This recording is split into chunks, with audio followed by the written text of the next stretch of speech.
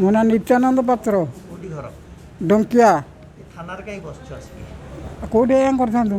କ'ଣ ହେଇଛି ଅସୁବିଧା? ସେ ପୁଅ ଆମକୁ ଆଜ୍ଞା ରଖି ଥୋଇ ଦେଉନି କି ଘରେ ପୁରେଇ ଦେଉନା, ଆମେ ବୁଲୁଛୁ ଇଆଡ଼େ ସିଆଡ଼େ। କେବେଠୁ? ବହୁତ ଦିନରୁ ସେ କରୁଛି, ଆମେ ଶୋଇକି ରହୁଛୁ। ଏଠି ଆସିକି ଥାନାରେ ଶୁଣେଇନୁ, ଥାନାବାଲା କହିଲେ ତାକୁ ଆଣି ଏଠିକି ରିପୋର୍ଟ ଦେ। ପୁଣି ଆଜ୍ଞା ରିପୋର୍ଟ ଦେଇଥିଲୁ, ପୁଣି ଆଜ୍ଞା କହିନୁ ନା ଦେଖିବା ଏଇ ବାଟଟା ଶୋଇଯିବା। ପୁଅଟା ଏମିତି ଭଲ ବାଟକୁ ଆସିବନି ନା, ଏହା କହିଲା ପୁଣି ବେଶୀ ମଦ ଖାଇକି ପିଟାମର କରୁଛି ଆମକୁ। ଆଉ ଅଛି ନା ଆମ ଦେହରେ ହାଲ? କେତେ ଦିନ ହେଲାଣି ଏ ତ ଆଗରୁ ଆଜ୍ଞା ଯାହା କରୁଛି ଆମେ ଶୋଇଛୁ ଏଇଠି ଆଜ୍ଞା। ଏଇ ଯେ ଭତ୍ତା ଫତ୍ତା ପାଉଛ? ହଁ ଭତ୍ତା ମିଳୁଛି ମୋତେ ସେ ପଇସା ନେଇଯାଉଛି? ଆଜ୍ଞା। ସେ ପଇସା ପୁଅ ନେଇଯାଉଛି? ନା ସେ ଛଡ଼ାମଡ଼ା କରେ ନା, ଆମେ ଯାହା ଭାବିକି ତାକୁ ଦିଉ। ତାର ଆଉ ଭାବିବା କଥା ନାହିଁ।